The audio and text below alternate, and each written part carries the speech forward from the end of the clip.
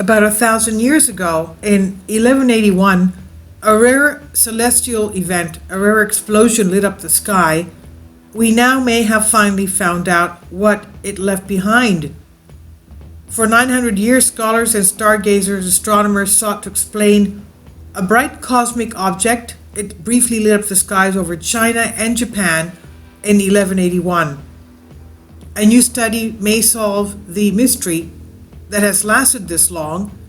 The nebula PA30, named Parker's Star, is one of the hottest in our Milky Way galaxy.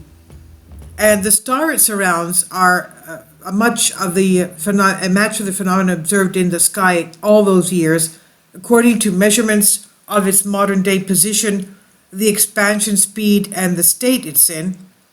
Observers show that the cloud of gas and dust that is PA30 is expanding at a rate of a huge 684 miles a second.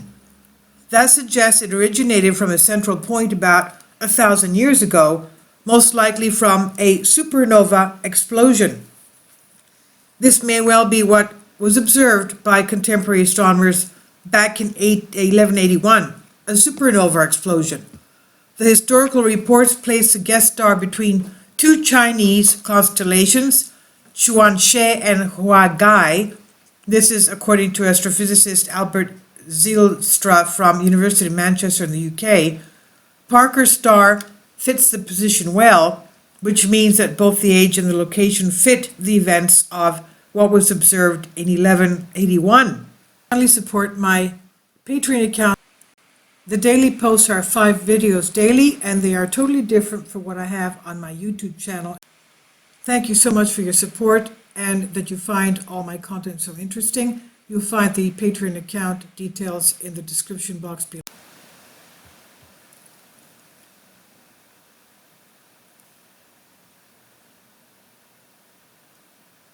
The stargazers of the 12th century reported this object in the sky as bright as Saturn, and it was also visible for a whopping 6 months. They also made records of its position in the sky. Astronomers have since used observations to come up with a few conclusions, theories, hypotheses about have not been able to confidently pinpoint what it left behind up to now. PA30 and Parker's Star are believed to have been created by the merger of two small, dense white dwarf stars. It's a rare occurrence, leaving behind what's known as a type lax supernova or a zombie star. It's a rare category of supernova that scientists are still learning more about, and what's even rarer is having information about how the supernova started as well as the remnants it has left behind.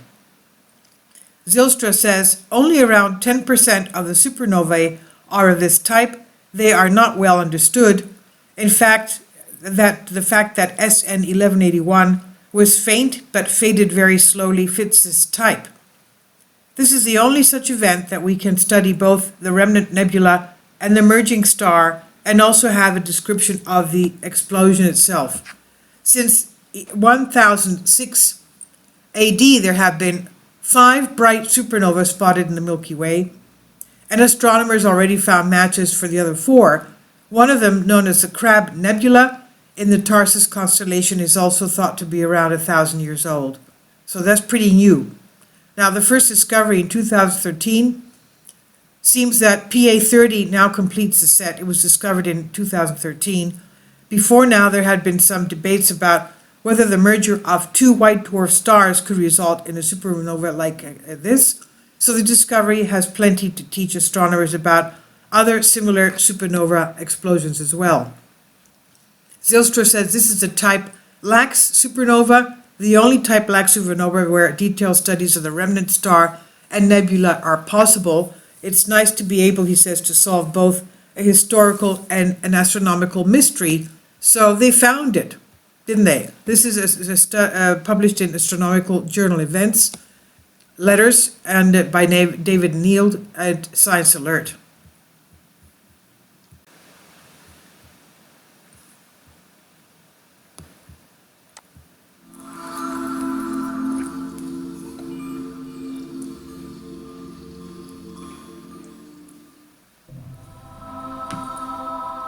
About 2 or 3 times a century, a massive star in our galaxy explodes.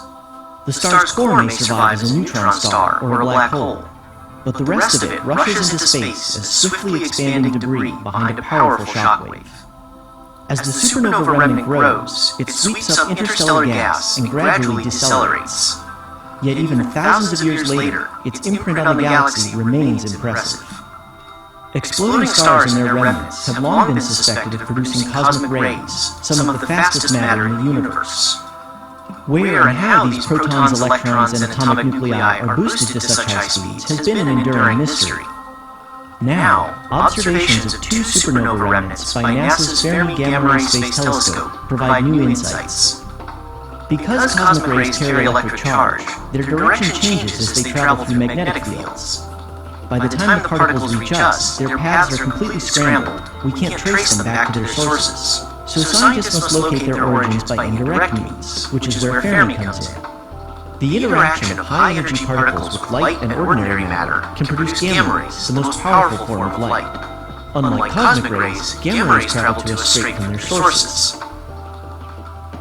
In 1949, physicist Enrico Fermi worked out how what he called magnetized clouds could accelerate cosmic rays.